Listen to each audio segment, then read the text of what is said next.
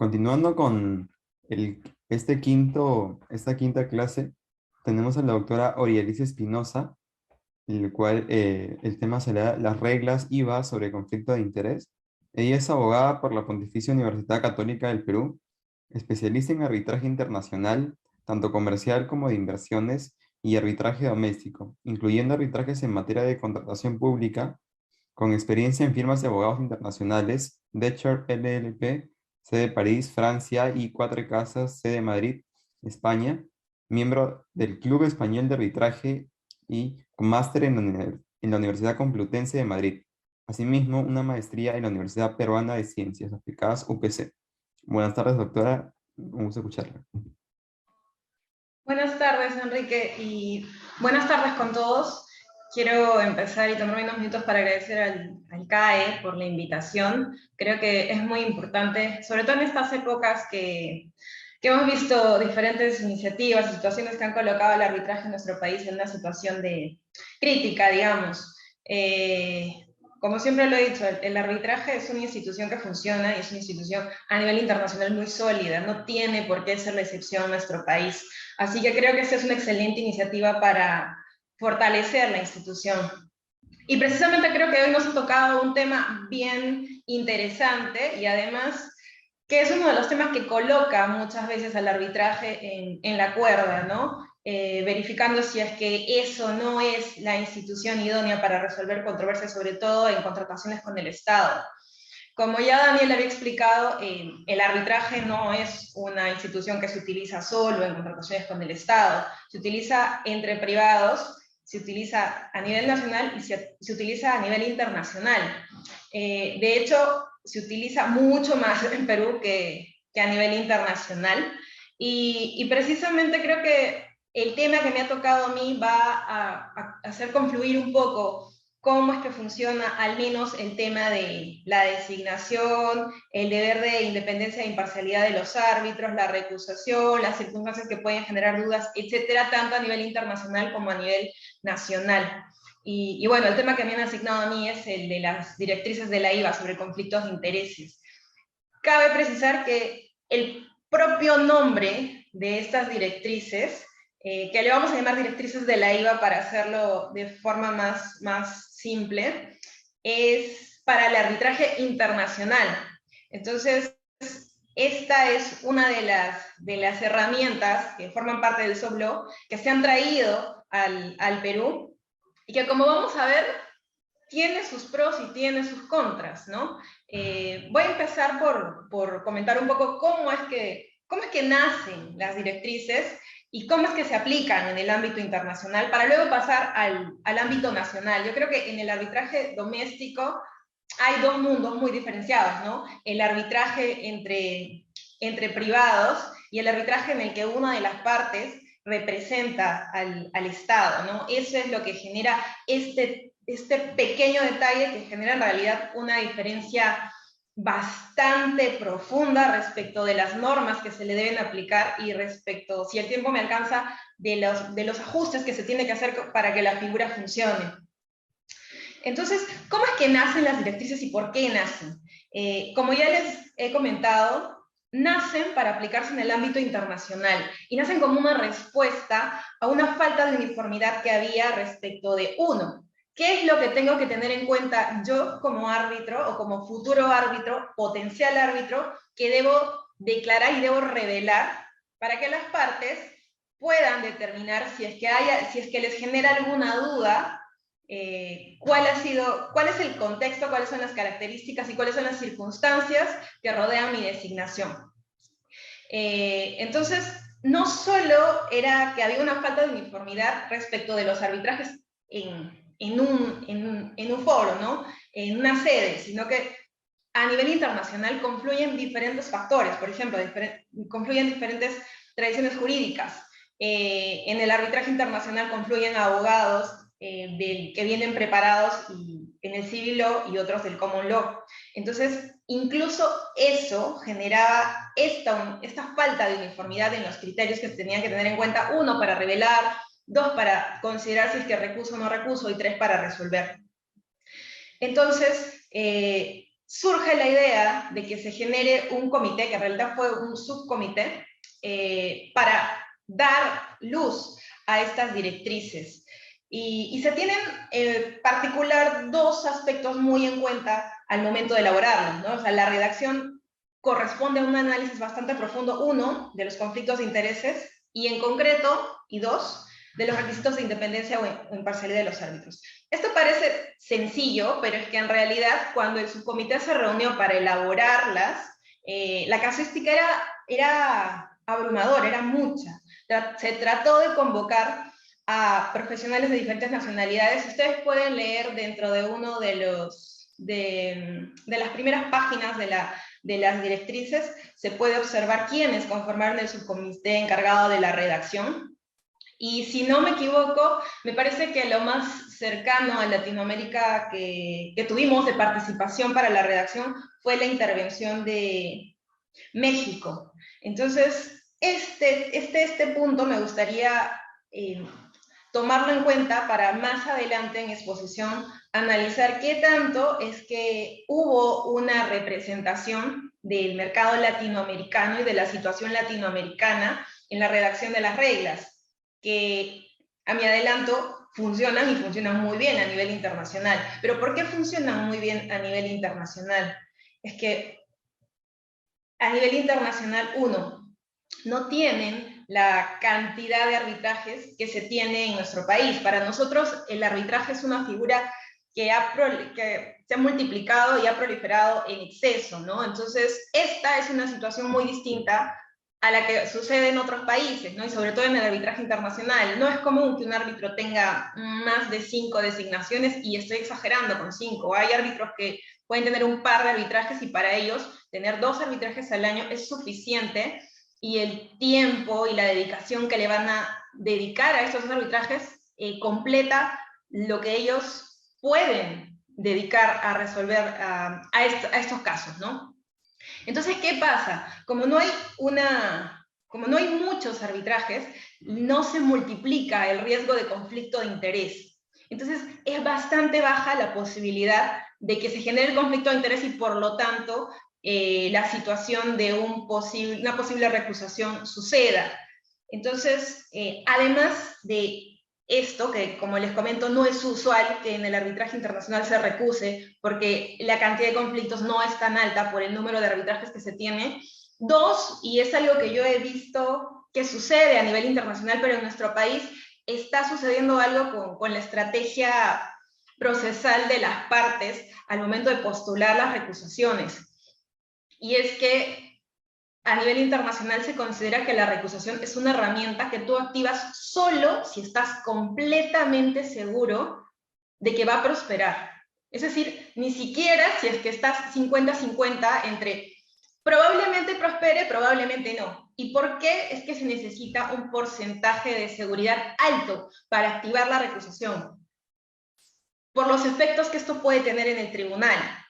Y es que, como siempre lo he dicho, los árbitros son personas comunes y corrientes que reciben los comentarios, las afirmaciones y el sentido de las afirmaciones como cualquier otra persona. Entonces, va a ser bastante fácil que si tú crees por ahí que si vas a recusar a tu árbitro, podrías tener alguna posibilidad de éxito y actives la recusación, ¿qué podría suceder? Que esta recusación se declare infundada. ¿Y qué va a pasar?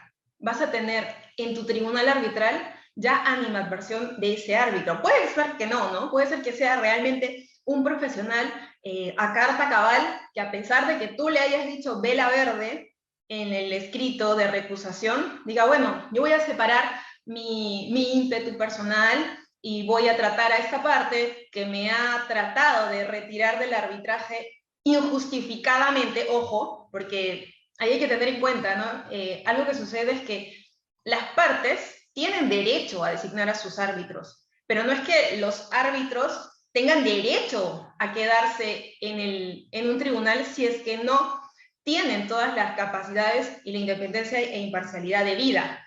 Entonces, aquí lo que se debe primar es a las partes, pero no ilimitadamente. Es por eso que se crea la figura de la recusación. Uno, para asegurar que las partes tengan el mecanismo suficiente para retirar a un árbitro que por X razones no debe permanecer en el tribunal arbitral, pero además para que se analice si es que efectivamente esa recusación es o no justificada. ¿Y por qué?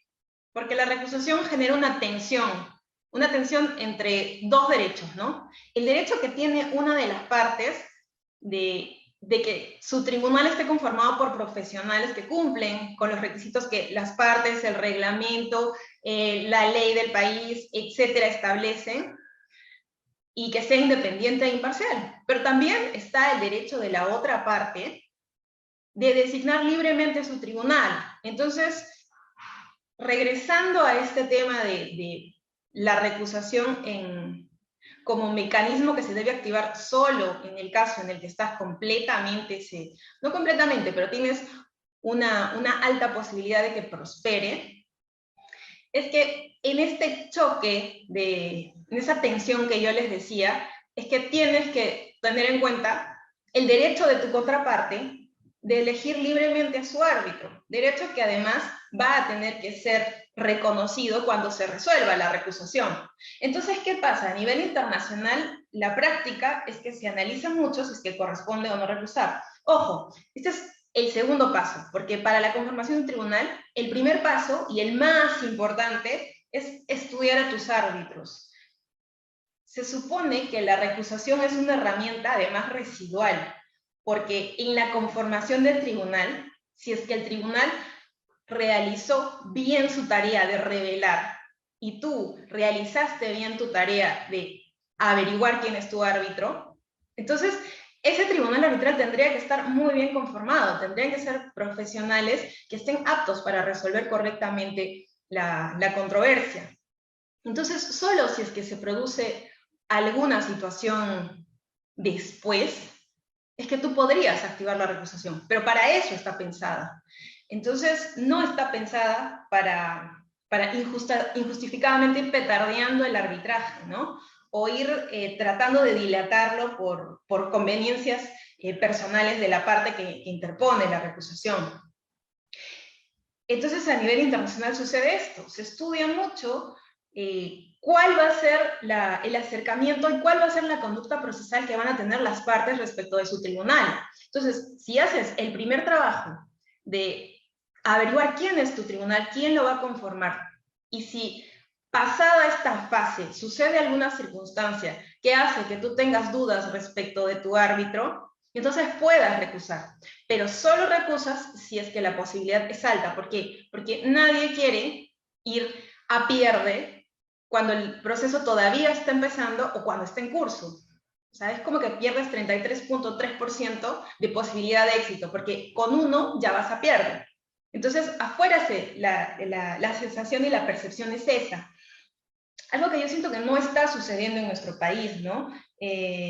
Casi ya se percibe que la recusación es parte de un arbitraje y tenemos que corregir esto, pero además corregirlo no solo a nivel normativo, ¿no? Sino generar un poco la práctica. Y para esto se necesita la participación de todos los actores del arbitraje. Esto no va a pasar solo porque los abogados de las partes decidan hacerlo, solo porque las instituciones arbitrales decidan realizar ajustes, modificaciones a sus reglamentos, o porque las procuradurías públicas tengan una directiva que establezca algo respecto de la recusación. No, esto es un trabajo en conjunto.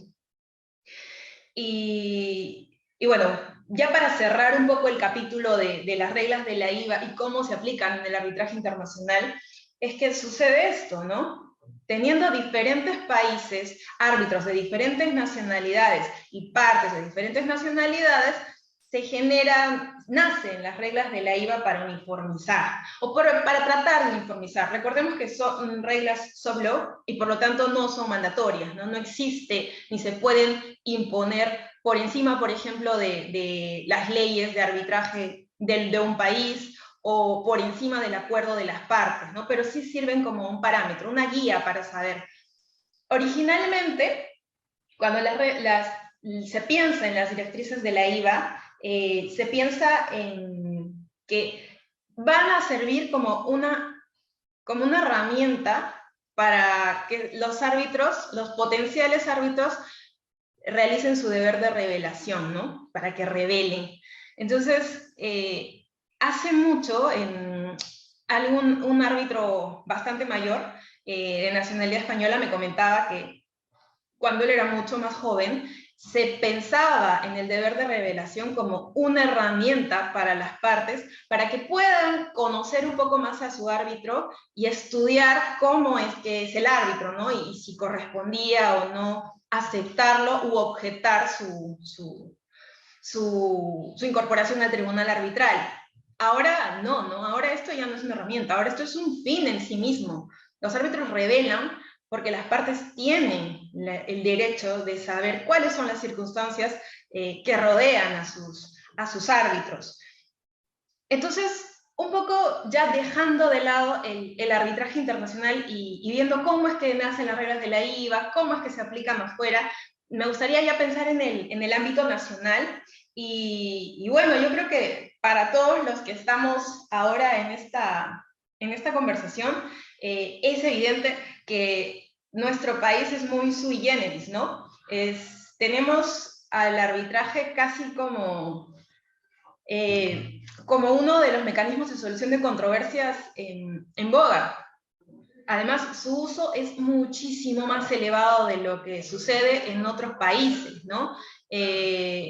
Yo no, bueno, cuando estaba fuera y comentaba más o menos cuántos arbitrajes podía tener un árbitro X conocido, entonces la reacción siempre era de asombro, ¿no? De ahí que muchos árbitros, por ejemplo, españoles, han tratado de intervenir y de participar, ¿no? en el mercado peruano, porque es un mercado potencial bastante grande.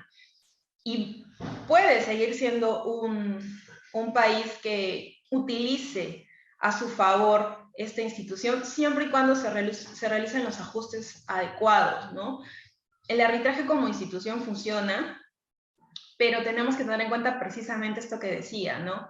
Es en nuestro país un arbitraje muy sui generis. Entonces, siendo así, es que necesita ajustes que no tienen los arbitrajes internacionales, ¿no? Entonces, en el arbitraje en contrataciones con el Estado, por ejemplo, yo sí veo con mucha preocupación la utilización que se hizo, y creo que aún se hace, de las directrices de la IVA.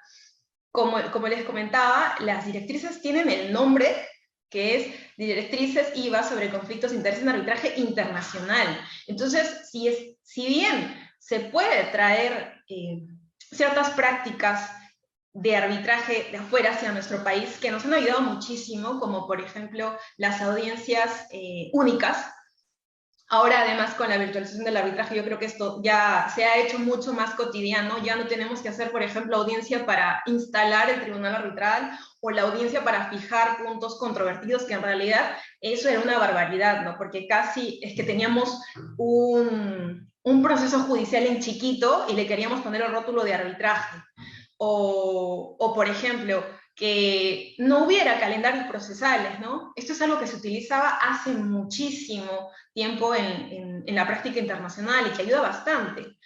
Incluso, ojo, para tribunales que tenían solo 2 arbitrajes al año. O sea, imagínense cuán necesario era en nuestro país cuando los árbitros van a tener mucho más de 2 arbitrajes, ¿no? Y bueno, me adelanto un poco, porque no es que no, sea la maravilla que un árbitro tenga tal cantidad de arbitrajes, sino que la existencia del Registro Nacional de Árbitros ha colocado a muchos profesionales en esa situación, ¿no? Entonces, en un ratito vamos a conversar de cómo es que el RNA llega a rozar con las directrices de la IVA y cómo es que los centros de arbitraje están resolviendo esos temas.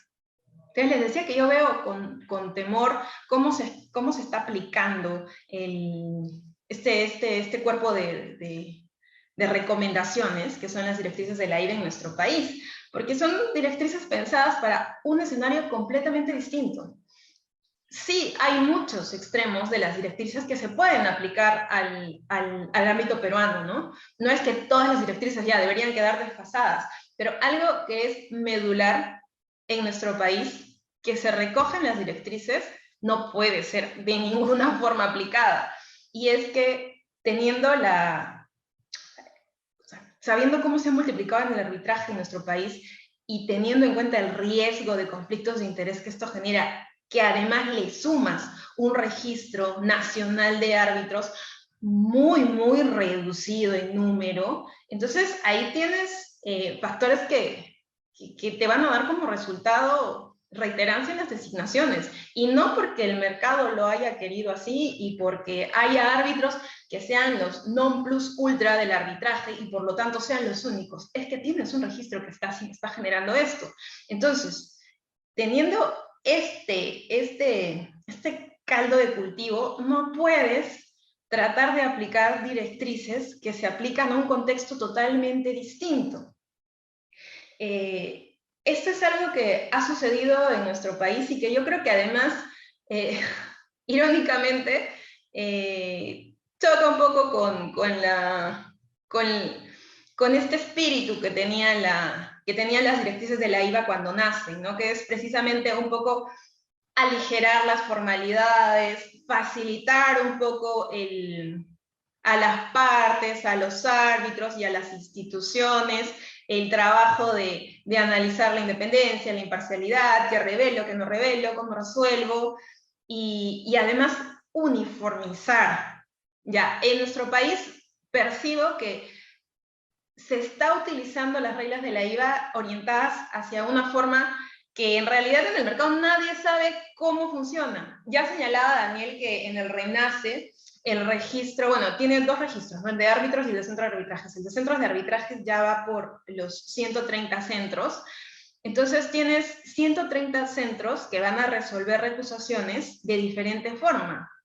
Entonces no sabes cómo estos 130 centros van a utilizar las directrices de la IVA, ¿no? Si algunos de ellos van a considerar que efectivamente son directrices pensadas para el ámbito internacional y por lo tanto hay que adecuarlas, y habrá extremos de las directrices que sí se podrán aplicar y habrá extremos de las directrices que bajo ninguna circunstancia podrían aterrizar en el mercado peruano, pero habrá otros centros que te dirán que, bueno, efectivamente las directrices sirven de guías y que por lo tanto uno no se va a desviar porque tienes por lo menos la referencia y el respaldo de la International Bar Association y por lo tanto vas a resolver en el sentido que las directrices de la IVA te indican, ¿no?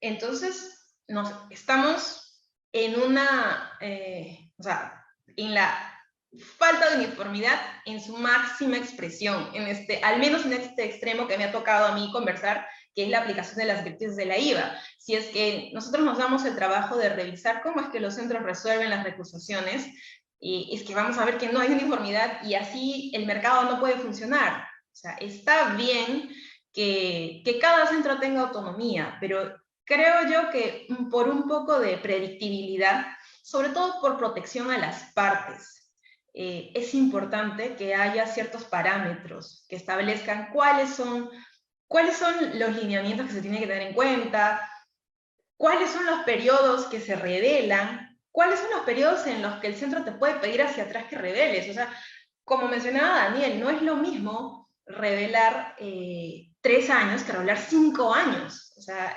parece poco hablar de 2 años, pero en realidad no es poca cosa, ¿no? Sobre este extremo, entonces, me gustaría conversar ya un poco sobre el RNA y cómo es que su existencia genera un límite a la aplicación de las directrices de la IVA en el extremo de la reiterancia. Y es que vale decir que cuando las directrices de la IVA nacen y se refieren a la reiterancia, es que lo hacen pensando casi digamos, en el sentido negativo, ¿no? Tratar de evitar esta conducta no correcta del árbitro favorito. Y es que, teniendo en cuenta que en el arbitraje internacional no hay muchos arbitrajes, entonces sí genera cierta duda el árbitro favorito, ¿no? O sea, esta parte, por ejemplo, este estudio de abogados, que en todos sus casos siempre llama al mismo árbitro. O sea, al principio te parecerá que es porque el profesional realmente conoce la materia, que se desempeña de forma idónea, que tiene habilidades blandas, etcétera, que todo ese conjunto de características que tiene este profesional lo hacen idóneo para que la parte, o para que el grupo de abogados, o los abogados, lo designen de forma reiterada. Sin embargo, llega un momento en el que esto genera cierta suspicacia y llegamos a la duda de la que nos hablan los reglamentos y las propias directrices de la IVA, ¿no? ¿Por qué siempre designar al mismo? Y es que la concepción negativa que se tiene del árbitro favorito es ese árbitro que está siempre dispuesto a aceptar la designación, que está siempre dispuesto a atender los pedidos que haces, e incluso tratar de favorecerte o favorecerte en la emisión del laudo, ¿no? Entonces, cuando se piensa en cómo corregir este error de mercado, se piensa en ese árbitro, ¿no? Pero en nuestro país, ese árbitro no necesariamente es como se ve afuera. ¿Y por qué? Porque en nuestro país, en materia de contrataciones con el Estado, existe el RNA, del que ya ha comentado previamente Daniel, y es este registro que establece un número bastante reducido de profesionales que van a ser aptos para ser designados árbitros en materias de contrataciones con el Estado. Entonces, ¿qué pasa? En su peor momento, no recuerdo exactamente, pero me atrevería a pensar que llegó a 39. Entonces, piensen ustedes en la cantidad de entidades que hay. Piensen ustedes en cuánto contratan estas entidades. Piensen ustedes en todas las controversias que se generan por los contratos de todas las entidades públicas a nivel nacional. Y piensen si 39 árbitros son suficientes para resolver las controversias que se generan. Ojo, no estamos hablando además que este número, que en su momento fue 39, bueno, posteriormente el número se amplió, pero me parece solo hasta junio, así que ya en unos meses vamos a estar nuevamente en la misma disyuntiva y los procuradores públicos tendrán nuevamente atadas las manos para la designación de árbitros, ¿no? Entonces, ¿qué ocurre? De este número ya reducido de profesionales que conforman el RNA, no es que las entidades tienen todo este número para elegir, sino es que de este conjunto de profesionales tienen que ir sacando cuáles son las especialidades de cada uno, ¿no? No sé si necesitas un especialista en derecho aeronáutico, o sea, empieza a ver si es que en ese conjunto vas a encontrar a uno que pueda desempeñarse en el cargo. Y dos, si es que ya no lo has designado tantas veces que la otra parte te pueda recusar, ¿no? O pueda objetar. Entonces, ¿qué ocurre? Si a este problema que tenemos con el número reducido de árbitros que tenemos para intervenir en las controversias en materia de contrataciones con el Estado, le queremos aplicar la regla establecida en la lista naranja de las directrices de la IVA, es que el problema se hace grave, porque piensen en 3 años y cuántas veces es que se ha podido designar a este número reducido, a profesionales de este número reducido para resolver controversias, sobre todo en materia de infraestructura, ¿no? En contratos de obra. Yo creo que esa es una especialidad no muy común, entonces yo creo que los problemas más grandes se han generado en ese tipo de contratos, ¿no? Pensar que un árbitro va a tener en 3 años 2 designaciones es bastante iluso. Entonces, sí tenemos un problema en nuestro país con la aplicación de las directrices respecto a la reiterancia. Entonces, ya un poco dejando de lado este tema de si se aplican o no se aplican, he tratado de priorizar este comentario sobre la reiterancia y las directrices de la IVA, pero tengamos en cuenta que no todas las directrices son malas y no todas las directrices no se deben aplicar al arbitraje nacional. Es que en arbitraje doméstico también sirven, ¿no? Por ejemplo, en arbitraje entre privados, sí se aplican, ¿no? Y sí pueden funcionar. ¿Por qué? Porque no tienes este elemento que es el Estado interviniendo como parte. Y además, no tienes el parámetro del RNA. Entonces, es común que sí se recurra a veces a las directrices de la IVA en arbitrajes entre privados y sea correcta su utilización, ¿no? Pero como les digo, esto es porque es un mundo totalmente distinto. Y si hablamos, estamos hablando solo de las revelaciones, las recusaciones y las designaciones de árbitros, hay muchos otros factores que rodean al arbitraje en contrataciones públicas que necesitan ciertos ajustes, porque no necesariamente es que la figura del arbitraje sea diseñado para que el Estado intervenga. De hecho, ahora que recuerdo, cuando se pensó en las directrices de la IVA, sí estaba pensado generarlas y generar la guía para el arbitraje comercial internacional, pero hubo muchas dudas respecto de su aplicación finalmente al arbitraje de inversiones. Recuerden que el arbitraje de inversiones es este en el que intervienen el Estado y la otra parte es un inversionista y nace a raíz de un BID o de contratos bilaterales, etc. Entonces, ¿qué ocurre ahí? Ahí hay normas de derecho nacional que podrían aplicarse, diferentes circunstancias. Entonces se pensó, imagínense si es que hubo esta diligencia en pensar qué tan viable era que estas directrices se recomienden para el arbitraje de inversiones, que nosotros respecto de que nosotros lo apliquemos acá al arbitraje en contratación pública a diestra y siniestra.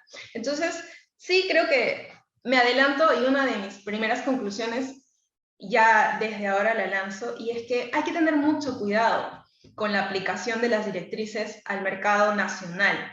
Si bien son directrices que funcionan muy bien a nivel internacional, Perú es un país con una particularidad que genera la necesidad de adaptar incluso las directrices.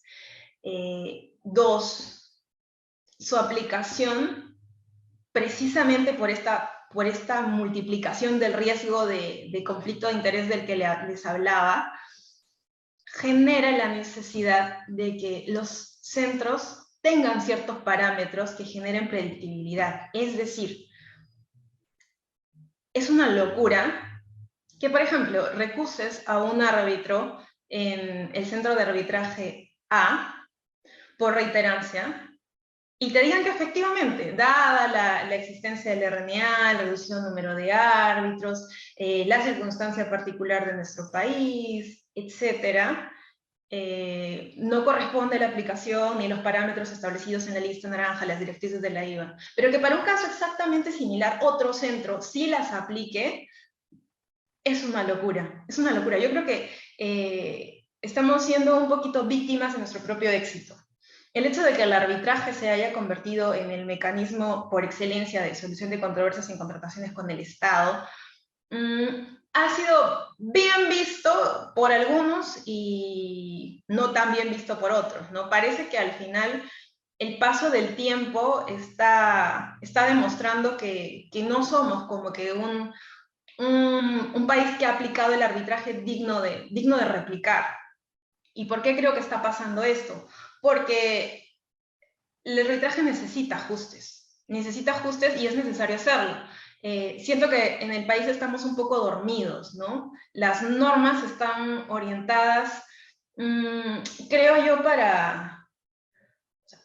nacen de buenas iniciativas. Por ejemplo, el RNA no es una mala iniciativa. Está bien que quieras tener ciertos parámetros para la designación de árbitros, sobre todo porque hay intervención de una parte que es estatal y por lo tanto no estás hablando de bienes privados y estás hablando de interés público. Entonces, está bien.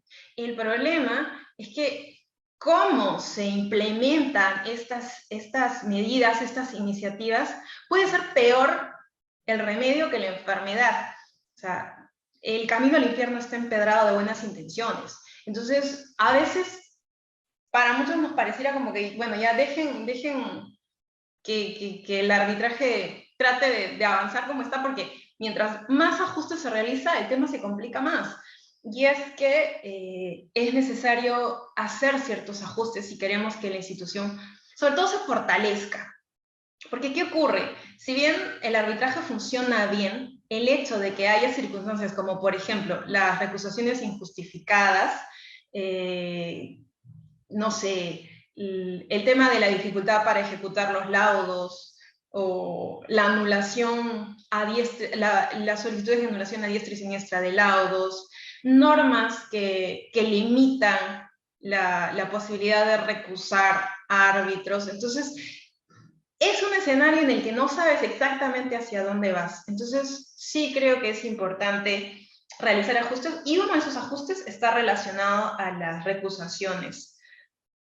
Me permito comentar que yo creo que, al menos por el lado de las entidades públicas, recusar es una parte del proceso, o se considera una parte del arbitraje, precisamente por este temor que tienen los procuradores públicos y los abogados de las procuradurías, que tienen que tratar de curarse en salud por posibles inicios de procedimientos, por no haber realizado los actos procesales debidos para proteger los intereses del Estado, y es que es necesario cambiar este chip. Defender los intereses del Estado no implica necesariamente que tú recuses y te inventes o busques bajo las piedras una causal para recusar a tu árbitro. Entonces, sí es necesario que haya este cambio de chip para que el arbitraje pueda funcionar bien. Y no voy al resto de aspectos adicionales que habría que tener en cuenta respecto de cómo está caminando el arbitraje en Perú, pero sí lo acoto a este tema de la recusación y las directrices de la IVA. Y bueno, un poco para comentar sobre cómo funcionan estas directrices, que las llamaban el semáforo, ¿no? Porque era el rojo, el naranja y el verde. Verde casi como que no tienes que revelar ya. Y como les decía, ¿no? Originalmente se pensó para favorecer la labor de revelación. ¿Qué debo revelar? Pero eso sí, ante la duda es mejor revelar todo. Sí, hay mucha información que es pública, pero si finalmente es información pública del potencial árbitro, yo creo que es mejor revelarla. O sea, finalmente, si es que es pública y crees que la parte la va a poder encontrar en la web o por cualquier otro medio, entonces es mejor revelar. Yo creo que realizar un trabajo exhaustivo en revelación puede evitar futuras complicaciones con la labor y con la designación de los árbitros y luego la labor que desempeñen, ¿no? Además, va a favorecer que el arbitraje camine sin que durante el proceso es que se presenten incidentes que demoren y dilaten el arbitraje. Entonces, en el listado rojo existe el rojo renunciable y el rojo irrenunciable. No quiero entrar en mucho detalle porque en realidad lo que hacen las directrices son ponerse en muchos supuestos, ¿no? Porque lo que hace el subcomité de la IVA es analizar, ¿no? Revisar toda la casuística y de toda esta casuística agruparla. Y en ese entonces, cuando las directrices salieron, era casuística común, pero es que ahora la casuística los ha sobrepasado, sobre todo creo yo en Perú. Entonces en Perú tenemos situaciones que son que van mucho más allá de lo que las directrices recogen. Entonces, hablando de la lista de roja, es que precisamente le han puesto este color porque son situaciones bastante serias. Casi estamos hablando de una identidad entre la parte que designa y el árbitro. O sea, imagínense, no sé, una compañía que tiene como accionista mayoritario al árbitro que los abogados de esa parte han propuesto como árbitro de parte. O sea, impensado, ¿no? Es impensado que la parte pretenda que su contraparte acepte esta situación. O sea, yo creo que ninguno de nosotros está lo suficientemente mal como para querer que el dueño de tu contraparte sea el que resuelva la controversia. Entonces, estas son situaciones serias que se tienen que revelar y que difícilmente generen o sea, se permita que que este profesional forme parte del tribunal arbitral. Luego ya tenemos el listado naranja, que refleja situaciones que van a quedar comprendidas como que dentro de la obligación del árbitro de revelarlas. pero va a quedar en las partes si es que aceptan a estos árbitros o no. Como les decía, este es el punto en el que las directrices se ponen en este escenario, ¿no? Te ayudo a saber qué debes revelar y qué no debes revelar. Y luego tenemos el listado verde, que ya contiene una enumeración de situaciones que en realidad no son determinantes, no pueden afectar la incorporación de este profesional del tribunal arbitral. Por ejemplo, en el listado naranja puede ser alguien que en su momento participó, un abogado que en su momento participó en la emisión de algún informe para una de las partes que va a intervenir en el arbitraje. Entonces, puede ser que haya sido antes, que se haya producido con anterioridad a la controversia. Entonces ahí lo revelas y corresponderá si la otra parte cree que se han generado dudas justificadas o no.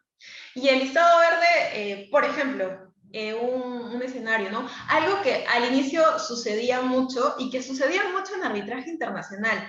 ¿Por qué? Porque la mayoría de árbitros conocidos han sacado muchos artículos, muchos textos, libros enteros sobre diferentes aspectos del arbitraje y sobre cuestiones de fondo. Entonces, ¿qué pasaba? El instinto, la reacción natural de la parte es, voy a designar y con total derecho, voy a designar como árbitro a un profesional que yo tenga la convicción de que va a pensar y va a recibir mi teoría del caso de forma tal que lo convenza y me dé la razón. Y esto está bien. Eso no es que se están aprovechando ni nada, ¿no? Entonces, esto es hacer un uso correcto de tu derecho a designar al árbitro. Entonces, ¿qué pasaba? Estos eran profesionales con mucho renombre, que habían sacado muchas publicaciones, artículos, libros, e incluso ya se habían manifestado de cierta forma sobre las controversias. Entonces, cuando la controversia iniciaba, la contraparte se oponía, ¿no? y objetaba la intervención de X árbitro porque él ya en algún artículo, decían, había adelantado opinión respecto de la controversia. Sin embargo, ¿cómo es que se resolvió esta situación a nivel internacional y a nivel de las directrices de la IVA? Es que se consideró que esta situación estaba dentro del listado verde y por lo tanto ni siquiera era necesario que el tribunal lo revele, ¿no? Entonces no había deber de revelarlo, ¿no? Y por lo tanto no era una causal para recusar ni una situación que podría generar que una posible recusación resulte fundada.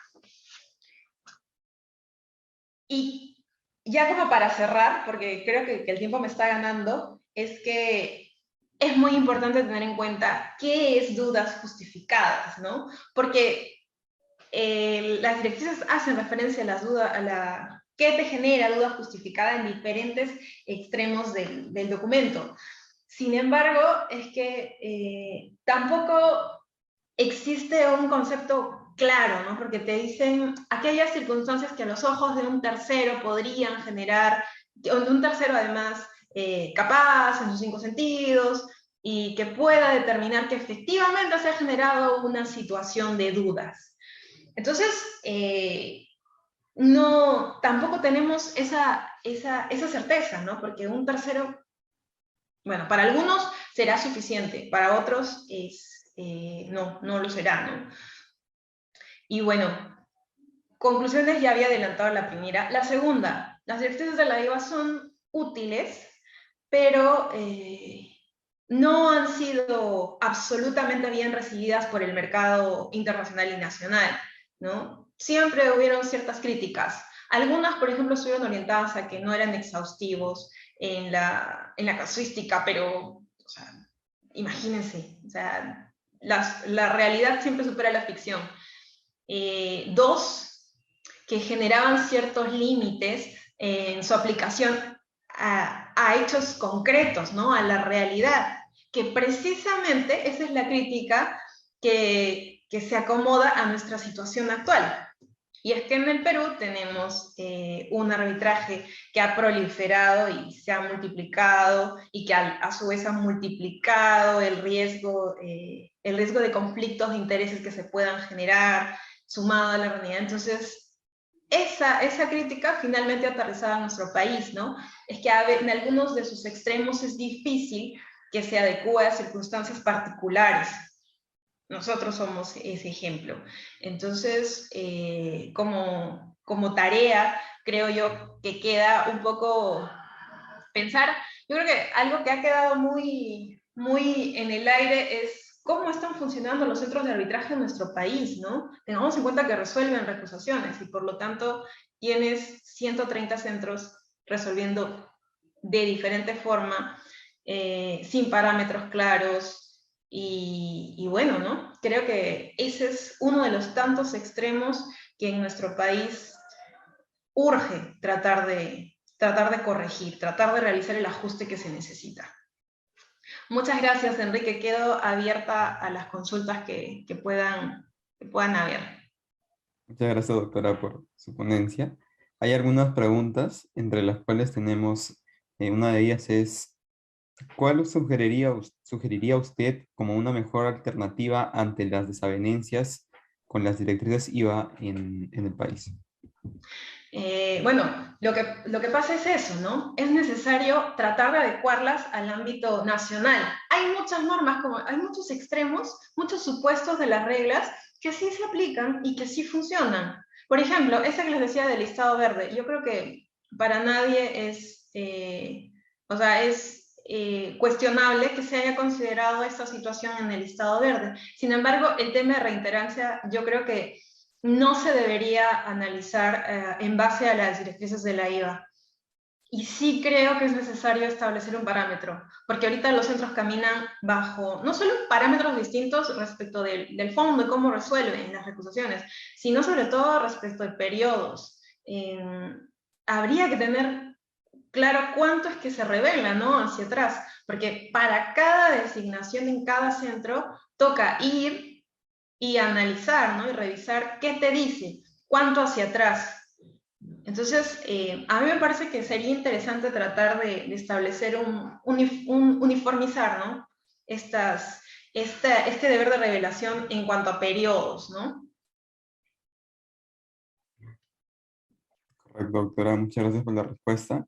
La siguiente pregunta es en cuanto a, sabiendo que se cuenta con un número pequeño de árbitros a nivel nacional, ¿se sabe si se tiene estadísticas actuales del número de controversias que se vienen gestionando? Si se sabe si tenemos estadística, no te entendí muy bien, Enrique. ¿Se sabe si se tiene estadísticas actuales del número de controversias que se vienen gestionando? Sí, se entiende que la Procuraduría General del Estado cada año tiene un número, ¿no? Probablemente es que no establezca a detalle, ¿no? Cuáles son las partes, cuál es la controversia, quiénes conforman el tribunal. Esta sería una base de datos bastante interesante, pero es un trabajo titánico que en su momento, yo creo que cuando se implemente la Procuraduría en temas de arbitraje de la Procuraduría General del Estado, va a ser una tarea que en algún momento encuentre luz, ¿no? Pero ahorita es que yo creo que a nivel cuantitativo, anualmente, sí se cuenta con estos datos, ¿no? A nivel, por lo menos, de contrataciones con el Estado. Y sí, efectivamente, es que al hacer este match, este cruce entre cuántos arbitrajes tiene cada entidad al año, y si haces el barrido y la suma total respecto de la cantidad de árbitros que conforman el RNA, es que el, el índice de cuántos arbitrajes le correspondería resolver a cada uno de los árbitros es que está muy por encima de lo que las directrices de la IVA señalan, ¿no? ¿Y cuál es el problema? Es que no solo es un problema para la parte que designa, que luego le andan recusando al árbitro, sino también se genera un problema para el árbitro, porque, o sea, en buena hora que conforman el RNA, pero es que esta no es la maravilla que se cree, ¿no? Porque siendo parte del RNA, las designaciones son constantes y son frecuentes. Entonces, corresponde declinar, declinar, declinar, y si aceptas, te abres mucho más a que las recusaciones llevan por el tema de reiterancia, ¿no? Entonces, es un problema que afecta a diferentes actores en el arbitraje. Ok, doctora, muchas gracias por su respuesta. ¿Algún comentario final que podría rescatar aparte de esto? ¿Alguno que podría brindar?